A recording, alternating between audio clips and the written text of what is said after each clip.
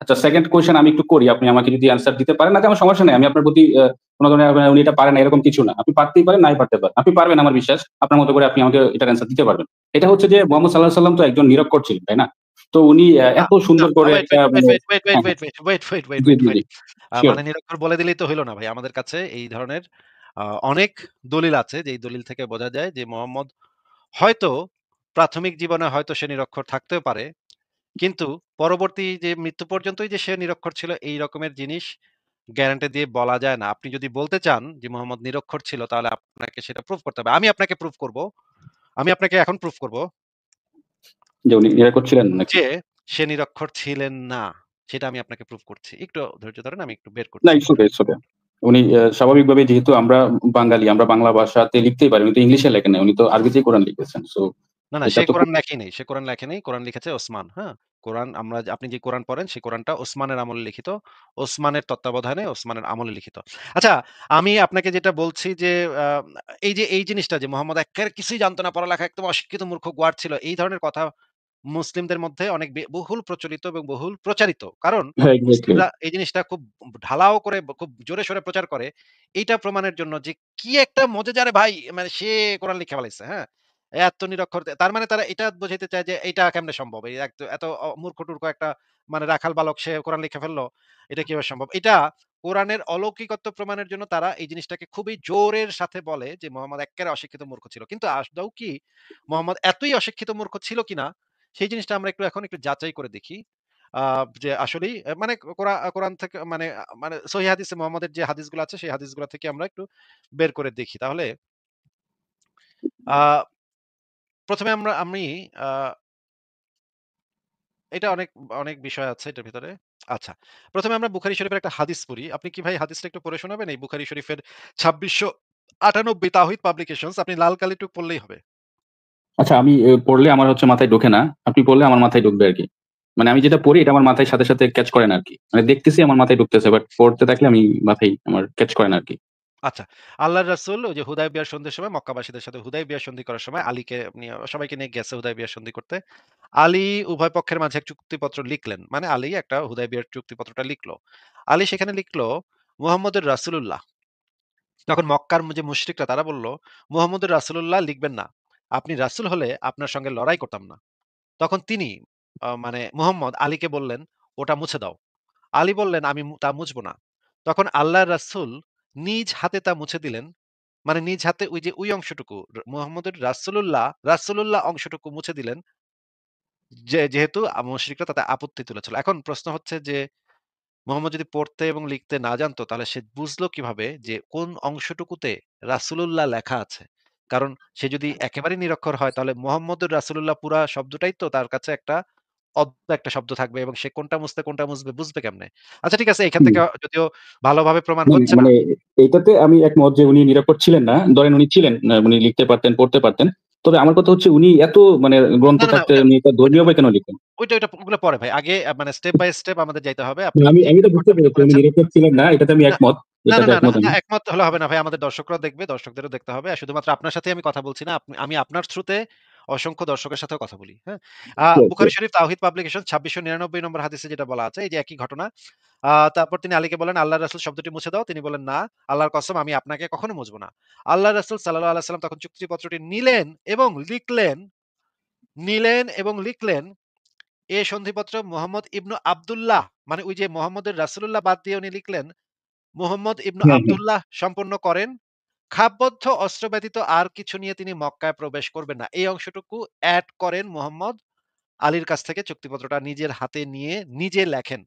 আচ্ছা, ঠিক আছে, আরো হাদিস আমরা দেখি। আর কি আছে? আ তাও বুখারী শরীফ তাওহীদ পাবলিকেশনস ৬৫ নম্বর হাদিসে বলা আছে, নবী সাল্লাল্লাহু আলাইহি ওয়াসাল্লাম একখানা পত্র লিখলেন অথবা একখানা পত্র লিখতে ইচ্ছা পোষণ করলেন।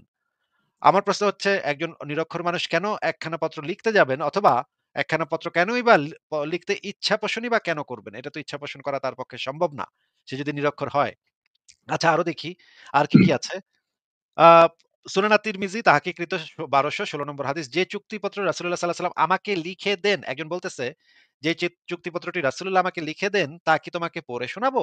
মানে একটা চুক্তিপত্র তাকে লিখে দিছিল মুহাম্মদ। আচ্ছা, ঠিক আছে, আরো দেখি আমরা। বুখারী শরীফ ইসলামিক ফাউন্ডেশন ১১৫ নম্বর। এখানে বলা হচ্ছে এইটা খুবই ইম্পোর্টেন্ট একটা হাদিস। এই হাদিসটার ভিতরে এমন অনেক জিনিস আছে যে জিনিসগুলা জানা অত্যন্ত জরুরি। হুম, এখানে বলা হচ্ছে নবী সাল্লাল্লাহু আলাইহি ওয়াসাল্লামের রোগ যখন বেড়ে গেল তখন তিনি বললেন, "আমার কাছে কাগজ কলম নিয়ে এসো।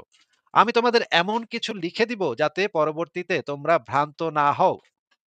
সেখানে ওমর ছিল। ওমর বললেন, "রাসূলুল্লাহ সাল্লাল্লাহু আলাইহি ওয়াসাল্লামের রোগ যন্ত্রণা প্রবল হয়ে গেছে। এমত অবস্থায় কিছু বলতে বা লিখতে তার কষ্ট হবে। আর আমাদের কাছে তো আল্লাহর কিতাব রয়েছে যা আমাদের জন্য যথেষ্ট।" এতে সাহাবীগণের মধ্যে মতবিরোধ দেখা দিল এবং শোরগোল বেড়ে গেল। তখন রাসূলুল্লাহ সাল্লাল্লাহু আলাইহি ওয়াসাল্লাম বললেন, "তোমরা আমার কাছ থেকে উঠে যাও। আমার কাছে ঝগড়া বিবাদ করা উচিত নয়।" এই পর্যন্ত বর্ণনা করে ইবনু আব্বাস যেখানে বসে হাদিস বর্ণনা করছিলেন সেখান থেকে একথা বলতে, বলতে বেরিয়ে গেলেন যে, হায় বিপদ! রাসূলুল্লাহ সাল্লাল্লাহু আলাইহি সাল্লাম এবং তার লেখনীর মধ্যে যা বাদ সেধেছে। মানে এই হাদিসটাতে যে ওমরের যে একটা বদমাইশি দেখা গেল লাস্ট মোমেন্টে মোহাম্মদ বলছিল কিছু একটা লিখে দিবে। এমন একটা ইম্পোর্টেন্ট জিনিস ছিল যেটা মোহাম্মদ লিখে দিতে চাইছিল কিন্তু ওমরের বাধা দেওয়ার কারণে এটা মোহাম্মদ শেষ মুহূর্তে লিখতে পারে নাই। হয়তো সেটা একটা ইম্পোর্টেন্ট জিনিস ছিল। হয়তো মোহাম্মদ এটাও বলে বলে যেতে পারে যে এতদিন তোদের সাথে প্র্যাঙ্ক করছি রে। ওই বোকারা তোরা তোদের সাথে এতদিন ফাইজলামি করছি। তোরা এগুলা এত সিরিয়াসলি নিস না রে। হ্যাঁ, গাধার বাচ্চারা অন্ধবিশ্বাসী গাধাগুলা। তোরা নিজের যুক্তি বুদ্ধি ব্যবহার কইরা সিদ্ধান্ত নিবি। এই কোরআন-টোরান এগুলো সব আমার বানাইনা জিনিস। এটাও হয়তো সে বলে যেতে পারত। কিন্তু ওমর সেখানে বিটলামি করছে। বিটলামি করে তাকে থামায় দিছে। ওইটা সে লিখতে পারে নাই। আমরা জানি না কি লিখতে চাইছিল সে। হয়তো এটা লিখতে পারে অথবা অন্য কিছু হইতে পারে। আমরা বলতে পারি না। তো এইখান থেকে অনেকগুলা রেফারেন্স থেকে আমরা দেখলাম যে আ পরিষ্কার হয়ে যাচ্ছে যে মোহাম্মদ যে নিরক্ষর ছিল এটা তো এখান থেকে ক্লিয়ার না। আপনার কাছে যদি আমাদের কাছে যথেষ্ট এভিডেন্স আছে যে মোহাম্মদ লিখতে পারত বা হয়তো প্রাথমিক যুগে পারত না, পরে হয়তো শিখে নিছে। কিন্তু আপনার তো তাহলে দাবিটার যে ফাউন্ডেশন যে সে নিরক্ষর ছিল, ফাউন্ডেশনটাই ভ্যানিশ হয়ে গেল। তাহলে এখন আপনি মানে এক্সাক্টলি। নেক্সট স্টেপ এ যাবেন কিভাবে?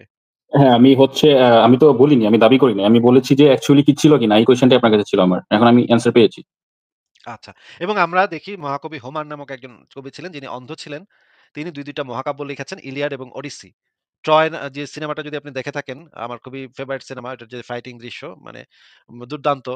আ ওই সিনেমাটাও ওই যে মানে ইলিয়াডের উপর ভিত্তি করে সেই গ্রিসের যে ট্রয় নগরী, হেলেন, প্যারিস এই হেক্টর এবং একিলিসের ভিতরে যে যুদ্ধ, এই যুদ্ধের যে হুম, বর্ণনা হুম, এবং হুম। পরে যে আ আ ওডিসিয়াসের যে জার্নি ওডিসিয়াস যে পৃথিবীর বিভিন্ন অঞ্চলে ঘুরে, ঘুরে যে বিভিন্ন দ্বীপ ঘুরে, ঘুরে বিভিন্ন ইসের সাথে ফাইট-টাইট করে টরে বিরাট মহাকাব্য ২ টা, হ্যাঁ? হুম, অসংখ্য হুম, হুম। বর্ণনা, অসংখ্য চরিত্র। এই মহাকবি হোমার ছিলেন একজন অন্ধ ব্যক্তি এবং অবশ্যই নিরক্ষর ব্যক্তি।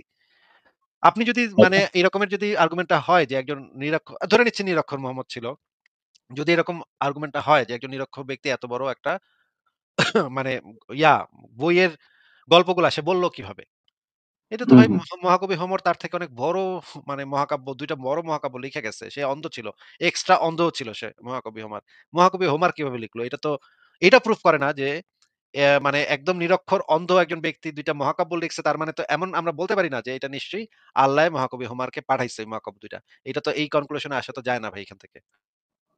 হ্যাঁ, আমি আপনার সাথে আর্গুমেন্টে যাইনি। আমি জাস্ট জিজ্ঞেস করেছি, আমি অ্যান্সার পেয়েছি। তো আমার আরেকটা কোয়েশ্চেন ছিল যে, তখন তো ইহুদি ধর্ম ছিল মুহাম্মদ সাল্লাল্লাহু আলাইহি ওয়াসাল্লাম জন্মের সময়। তো উনি কি নাস্তিক ছিলেন? কারণ ইহুদি ধর্মে তো অনেক ভয়ভীতি ছিল যে ধর্ম বিশ্বাস না করলে তুমি জাহান্নামে যাবা। তো মুহাম্মদ সাল্লাল্লাহু আলাইহি ওয়াসাল্লাম উনি কি ইহুদি ধর্মে অবিশ্বাসী ছিলেন? মানে নাস্তিক থেকে তারপর কি উনি উনার মন গড়া ধর্ম প্রচার করেছেন? আর না হলে তো সম্ভব না। যেমন আপনারা যারা আছেন তারা তো আপনারা পরকালে বিশ্বাস করেন না। তো আপনাদের তো ভয় নেই যে আমার পরকালে তো কোনো শাস্তি হবে না। আমি ভন্ডামি মানে করতে পারি। তো মুহাম্মদ সাল্লাল্লাহু আলাইহি ওয়াসাল্লাম উনি কি আসলে ইহুদি ধর্মে বিশ্বাস ছিলেন না বা কোন ধর্মে বিশ্বাস করতেন না?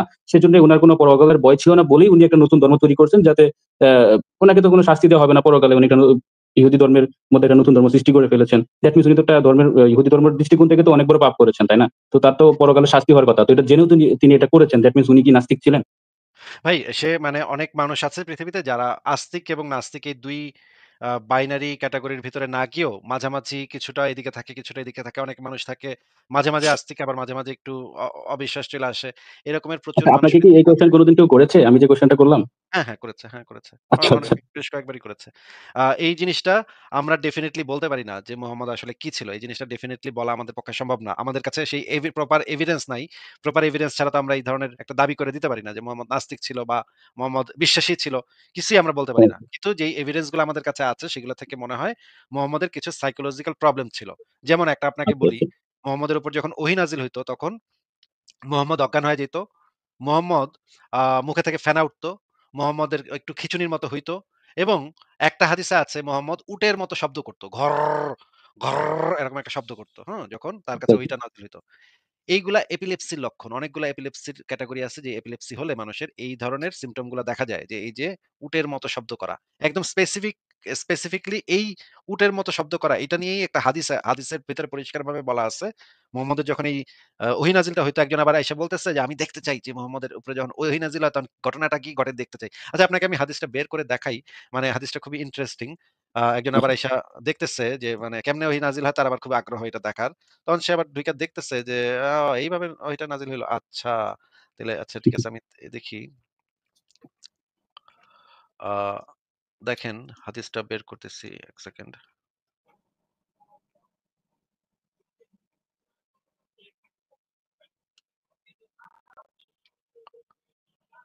তবে উনাকে তো সবাই বিশ্বাস করতো, আল-আমিন উপাধি দিয়েছিল।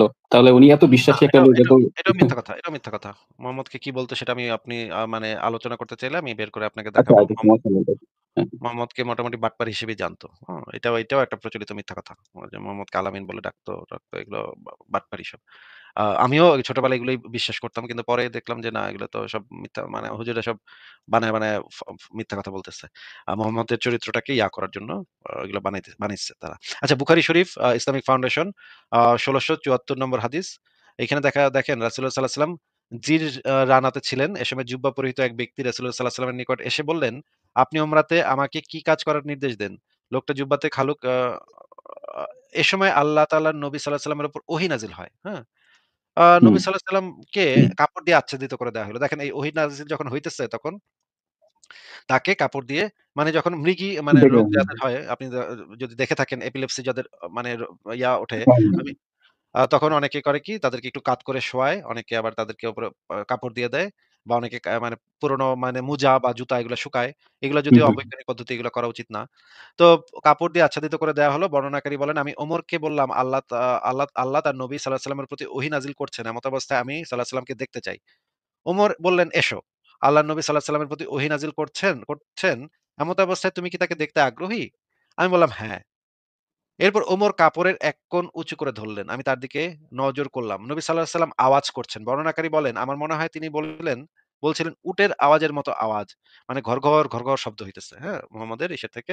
আমরা এপিলেপসির কয়েকটা সিম্পটম আপনাকে আমি দেখাইতে পারি। আমার কাছে YouTube ভিডিও এই যে দেয়া আছে। হ্যাঁ, এপিলেপসি এর সম্পর্কে আমার ধারণা আছে। সরাসরি দেখেছি আমি মৃগী রোগী দেখেছি। সো এটা সত্যি কথা। আপনি যেটা বলেছেন মানে এটা সত্যি।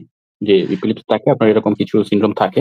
এটা সত্যি কথা। মানে কিছু না এটাই মূল সিম্পটমস এটা এপিলেপসির। এটা একটা মূল সিম্পটম যে এই যে যখন হুম, এখন প্রাচীনকালে কিন্তু আমরা আমাদের গ্রাম দেশেও কিন্তু এই জিনিসগুলাকে আমরা বলতাম যে কারো যদি এরকমের হইতো তখন মানে সামাজিকভাবে একটু তাদেরকে হেয় করা হইতো। এই ধরনের হ্যাঁ, পাগল-টাগল বা পাগল বলা হইতো বা মানে মাথা খারাপ বলা হইতো এবং হুম, হুম, মারধরও করা হুম। হইতো অনেক সময়।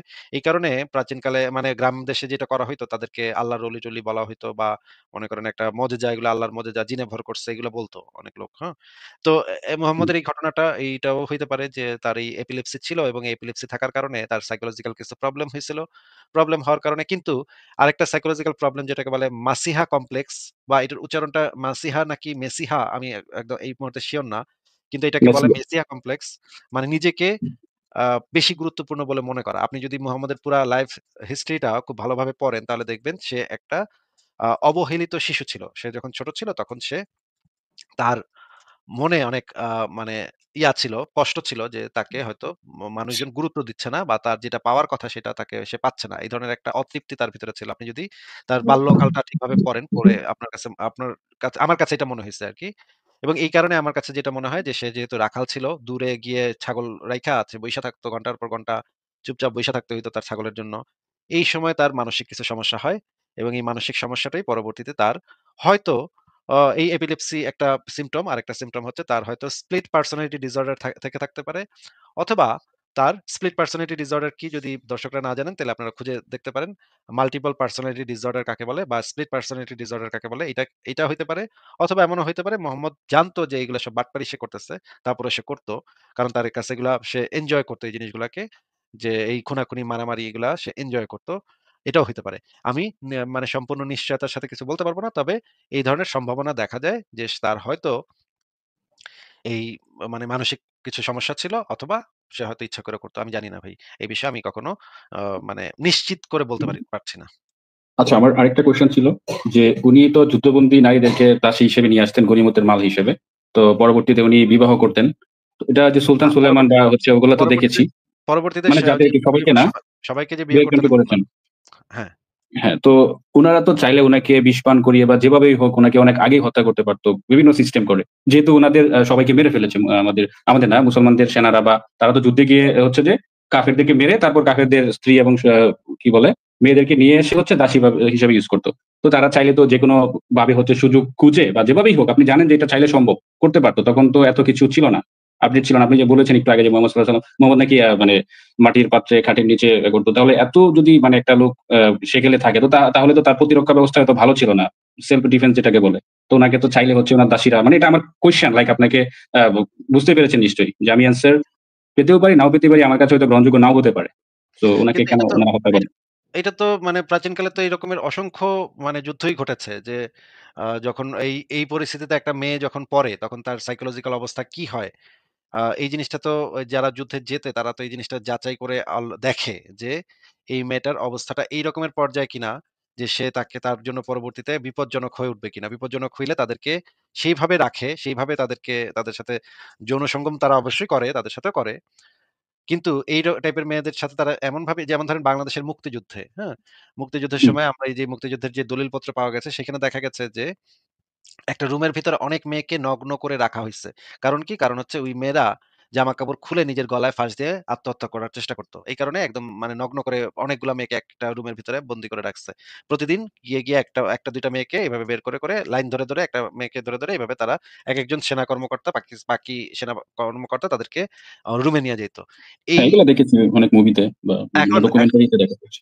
এখন এই হুম, রকমের মানে তারা যে দাসী হিসেবে তাদেরকে করত বা আ এই ধরনের ঘটনা যে ইতিহাসে যেই সমস্ত জায়গাতে ঘটতো, তারা তো এই জিনিসটা বুঝে শুনেই করত যে কোন মেয়েটা তাদের জন্য বিপজ্জনক, তাকে কিভাবে রাখতে হবে, কোন পদ্ধতিতে রাখতে হবে সেই প্রোটেকশন ওগুলা তারা নিয়েই তো তারা করত নিশ্চয়ই। নাহলে তো তারা সেটা অবশ্যই। হয়তো তারা মানে এমনও হইতে পারে যে এই যে দাসীদের যে আওরা, এখানে হুম, এই হুম, বিষয়টা জানা খুবই ইম্পোর্টেন্ট যে ইসলামে দাসীদের আওরা হচ্ছে নাভি থেকে হাঁটু পর্যন্ত। এটা কি আপনি জানেন ভাই? যে ইসলামে দাসীদের হুম, হুম। কতটুকু পর্দা করতে হবে? না, এটা আমার জানা নেই। ইসলামে দাসীদের পর্দা করতে হবে নাভি থেকে হাঁটু পর্যন্ত। মানে আপনি কি আমার কথা আচ্ছা। বুঝতে পারছেন? যে ইসলামে মানে দাসীদের উপরে লাগবে না। নাভির নিচ থেকে হাঁটু পর্যন্ত হবে। এর উপরে লাগবে না।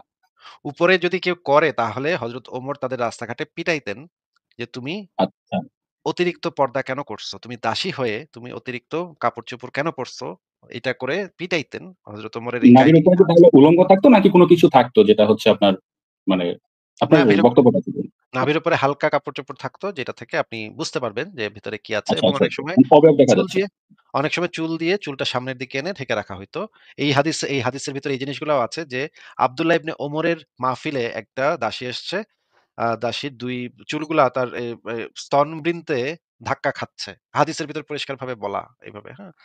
যাই হোক ওগুলা আমি আপনাকে প্রাসঙ্গিকভাবে বললাম যে এই কারণে যে হ্যাঁ, মেয়েদেরকে তো সেই সময় দাসীদেরকে তো এই অবস্থাতে রাখা হইতো। তো মানে অনেক দাসীদের কঠোরভাবে রাখা হতো যেটা আমরা দেখেছি অনেক মুভি সিরিজ যেমন সুলতান সুলেমান ওখানে দেখেছি যে ওদেরকে যেভাবে রাখা হতো ওখান থেকে এরকম কিছু করার অবকাশ বা সুযোগ ছিল না। সুযোগ এটাই কতটুকু আরকি। ছিল এই জিনিসটা তো বলতে পারব না ভাই। যে ওই সময় হুম, হুম। মেয়েদের সুযোগ ছিল কিনা এটা তো বলতে পারব না। তবে একটা মহিলা একটা কাম করে গেছিল। একজন ইহুদি আচ্ছা। মহিলা যে খায়বার আক্রমণের পরে একজন ইহুদি মহিলা যার পুরা পরিবারকে মোহাম্মদ মানে জবাই করছে, সেই মহিলা মোহাম্মদকে দাওয়াত দিয়ে খাওয়াইছিল। এটা কি আপনি জানেন ভাই আচ্ছা, আচ্ছা। ঘটনা? হ্যাঁ, আপনি ঐদিন বলেছিলেন ভিডিওতে উনি বিষ মিশানো গোস্ত খাওয়ানোর পরেই আ মুহাম্মদ সাল্লাল্লাহু আলাইহি সাল্লাম উনি অসুস্থ হয়ে পড়ার অনেকদিন পরে উনি মারা গিয়েছিলেন। একদম এটাই দিছে। মেবি, তাই না? একদম হ্যাঁ। দিছে একদম। সে একদম মানে হুম, হুম। একদম রস বের করে দিছে। নবীর রস সব বের করে দিছে। ওই এক মহিলা এরকম ১ জন ২ এটা জন কি কোন কিন্তু হইলে হাদিসে আছে? আপনি রেফারেন্স দেখাতে পারবেন যে উনি এই বিষ মিশানো বা বিষে মিশ্রিত হচ্ছে মাংস বা গোস্ত খেয়ে উনি যে হ্যাঁ, মারা অবশ্যই। গিয়েছেন। এটার কোন অবশ্যই প্রমাণ দেখাতে কি পারব। আছে? অবশ্যই দেখাতে পারব। ভাই আমার লাইভে আপনি মানে এরকম কিছু কি দেখাইতে পারবেন যে আমি কখনো কিছু বলছি অথচ না, না সেটার আমি সেটাই বলতেছি রেফারেন্স যে আপনি রেফারেন্স ছাড়া রেফারেন্স তো কোন কিছু বলেন না। আমি সেটা জানি। সেজন্যই একদম খুবই আপনি জিজ্ঞেস স্পষ্টভাবে করা। আছে। আপনি যদি দেখতে চান তাহলে আমি বের করে দেখাতে পারি। কিন্তু আপনার সাথে অনেকক্ষণ কথা বললাম। অন্য হ্যাঁ, হ্যাঁ, হ্যাঁ, দর্শকরা সিউর। একদম বিরক্ত হয়ে গেছে। আচ্ছা আপনি আমার যদি লাস্ট কোয়েশ্চেন ভাই, আমার লাস্ট কোয়েশ্চেন আর এটা কোয়েশ্চেন যদি ৫ আজকে মিনিট না হয়ে করেন যাবে। ভাই আজকে যদি আর কোয়েশ্চেন না করেন তাহলে একটা খুব কোয়েশ্চেন ভালো জাস্ট হয়। আপনি একটা কোয়েশ্চেন। আরেকদিন আসেন, আরেকদিন কথা বলি।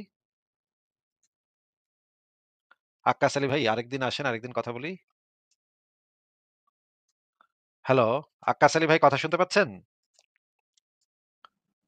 হ্যালো। না আক্কাস হ্যাঁ, আক্কাস আলী ভাই আবার শোনা যাচ্ছে। এখন আপনার কথা জি, শোনা আমি যাচ্ছে। বলেন। লাস্ট কোয়েশ্চেন হচ্ছে যে আমরা কিভাবে হলাম? আমাদের তো আমরা তো এককোষী প্রাণী থেকে আমাদের ভেতরে হার্ট, ফুসফুস মানে এত কিছু কিভাবে হলো? মানে একটা হাতের যে আঙ্গুলে যে নখ লাগবে, মানে নখ ছাড়া যে আঙ্গুলে যে প্রত্যেকটা আঙ্গুলে যে ভাঁজ লাগবে, যে আঙ্গুলটা ভাঁজ করার জন্য যে এরকম একটা ভাঁজ লাগবে এখানে, কাটা থাকবে হাড়গুলা, মানে থাকবে আরকি। হ্যাঁ, আচ্ছা জয়েন্ট আমি গুলা উত্তর দিয়ে যেরকম দিচ্ছি। থাকবে। এটা উত্তর কিভাবে দিয়ে হলো দিচ্ছি, আসলে? মানে সবই উত্তর দিয়ে বুঝলাম যে দিচ্ছি ভাই। সৃষ্টিকর্তা আল্লাহ বাদ দিলাম। ঈশ্বর, ভাই ভগবান উত্তর কিছুই দিয়ে নাই। দিচ্ছি তাহলে ভাই। আমরা কিভাবে হলো?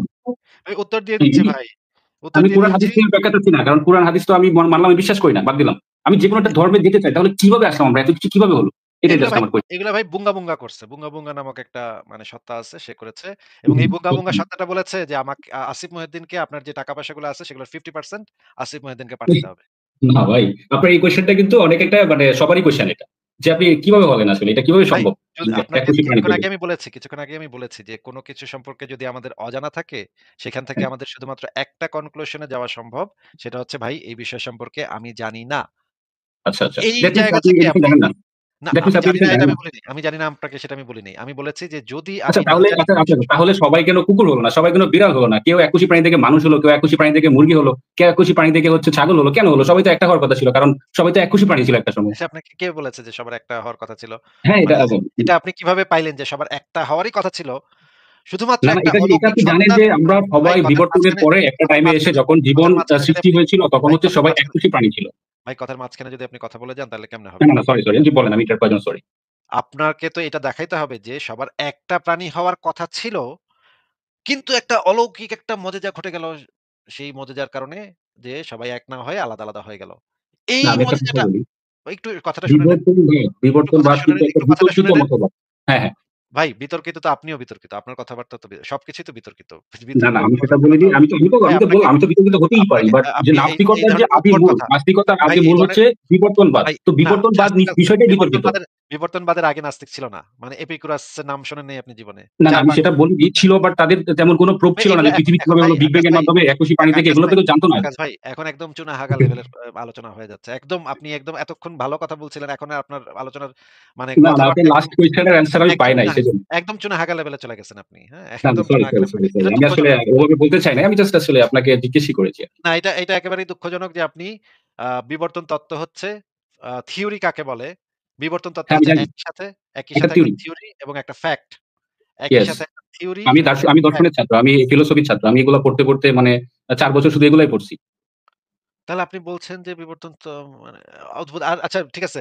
আপনাকে তো এটা দেখাইতে হবে যে আমাদের একই প্রাণী হওয়ার কথা ছিল। কিন্তু এমন একটা টাইম ছিল বা এমন একটা ইনসিডেন্ট ছিল যেটার কারণে আমরা আলাদা, আলাদা হয়ে গেছি সেটা আমাদের তো কেন আলাদা, আলাদা প্রাণী হওয়ার কথাও ছিল না। আমরা তো এককোষী প্রাণী ছিলাম সবাই। বানর, আচ্ছা কুকুর, মানুষ সবাই ক্যাম্ব্রিয়ান এককোষী প্রাণী ছিলাম। ক্যাম্ব্রিয়ান এক্সপ্লোশন কাকে বলে সেটা কি একটু জানেন আপনি? সেটা বলতে পারবেন? হ্যাঁ। কি কি বলেন? বললেন বুঝতে পারিনি। Cambrian explosion. না, না, আমি এই বিষয়ে জানি না। আচ্ছা আপনি তাহলে এটা একটু পড়েন। আর বিবর্তন তত্ত্বের কি বই পড়েছেন আপনি একটু যদি বলতেন? বিবর্তন সম্পর্কে হচ্ছে যে আমি বই পড়িনি। আমি আসলে বই পড়ার অভ্যাস নাই আমার। তাহলে আমি আপনি বিভিন্ন দয়া করে নেট থেকে রিসার্চ দয়া করি করে আরকি বিভিন্ন ভিডিও না দেখে হ্যাঁ, আকাশ আলী ভাই ভিডিও না প্যারাগ্রাফ দেখে দেখে বা কিছু বই পড়েন, হ্যাঁ? হ্যাঁ, কিছু বই পড়েন। একটা বইয়ের নাম আমি বলে দিচ্ছি। সেটা হচ্ছে সবচাইতে বিখ্যাত বই 'the origin of species' Charles ডারউইনের। ২ নম্বর বই হচ্ছে 'সেলফিশ জিন'। ৩ নম্বর বই হচ্ছে যেটা পড়বেন সেটা হচ্ছে মানে ইহুদি একজন হিস্টোরিয়ান আছে না? হারিরি, নোয়ান হ্যাঁ, হ্যাঁ, হারিরি, উনার যে নাম 'স্যাপিয়েন্স' শুনছি। এই বইগুলো আপনি একটু পড়েন। তারপরে আপনার সাথে এই বিষয়ে কথা হবে। যদি এগুলা পড়ার পরে আপনি একদিন আসবেন তখন আপনার সাথে এগুলো নিয়ে কথা হবে। তার আগে ঠিক আছে। আসলে কথা বলে লাভ নাই। কারণ আপনি আপনি হয়তো এই যে মানে ওই যে রহস্যময় এগুলা কথা বললে কেমনে হইল ভাই? কেমনে এটা কেমনে হইল ভাই? কেমনে হইল? না, না, তার মানে আমি জাস্ট আপনাকে কোয়েশ্চেন করেছি। আমি কিন্তু জানি না। আমি বলেছি যে এই বিষয়গুলো আমার জানা নেই বলে আপনাকে প্রশ্ন করেছি। দ্যাট মিনস এটাই এটা যে আমি আপনাকে একটা আমি আর্গুমেন্ট বলছি করেছি। আপনি আর্গুমেন্ট করেছি। সোহাগের পদ্ধতিটাই আপনি এখন এপ্লাই করতেছেন। ভাই কেমনে হইল ভাই? কেমনে ভাই কেমনে? নিশ্চয়ই আল্লাহ করছে। এক্সাক্টলি। হ্যাঁ? ঠিক মানে আছে অ্যান্সার আমার আল্লাহ কাছে নাই। হ্যাঁ, আল্লাহ করছে না, আল্লাহ করেনি। এটা বুঙ্গা, বুঙ্গা করছে এবং এই বুঙ্গা, বুঙ্গা আমাকে বলছে যে আমাকে আপনার সম্পত্তির 50% আমাকে দিয়ে দিতে। এবং আরেকটা কথাও বলতে চাইছিলাম কিন্তু বললাম না। যদি অন্য কেউ হইতো তাহলে বলতাম যে, "আপনার যদি ৬ বছরের মেয়ে থাকে তাহলে আমার সাথে বিয়ে দিয়েন।" কিন্তু এটা একটু ডিসগাস্টিং না হয়ে ভাই, যাবে আমি বিয়েই করি নাই ভাই। আমারই তো ভাই এখনো ২০ বছর হয় নাই। সেটাই ১৯ ডিসগাস্টিং চলে। হয়ে যাবে কথাটা। মানে প্রস্তাবটাই সমস্যা নাই। আপনি বলতেই পারেন ভাই। কোন সমস্যা নেই। আপনার এই কথাগুলো ফানি মনে হয়। ভালোই লাগে। হ্যাঁ, এন্টারটেইন হই নবী আরকি। মাঝে নবী মধ্যে যেটা আপনার ভিডিও দেখি তো। নবী যেটা করে গেছে সেটা আরকি মনে করায় দেওয়ার জন্য বললাম। আ আ অ সিরিয়াসলি আমি কখনো এটা বলব না। ঠিক আছে, আকাশ আলী হ্যাঁ, ভাই হ্যাঁ, তাহলে বিদায় সরি। জানাচ্ছি। ওকে ভাই, ভালো লাগলো কথা বলে। থ্যাংক ইউ ঠিক আছে, সময় ভালো দেওয়ার থাকবেন। জন্য। ঠিক জি। আছে তাহলে। উনার সাথে অনেক বেশি আলোচনা হয়ে গেছে আজকে তাইলে আমাদের লাইভটা শেষ করেই দিতে হবে। আর কিছু আর আ কাউকে যুক্ত করা সম্ভব না আজকে। তাহলে আপনারা আ যারা ব্যাকস্টেজে ছিলেন তাদের কাছে আ ক্ষমা প্রার্থী যে আপনাদেরকে আজকে আর যুক্ত করতে পারলাম না। এখনো আমার ব্যাকস্টেজটা ভর্তি। আমি খুবই দুঃখিত।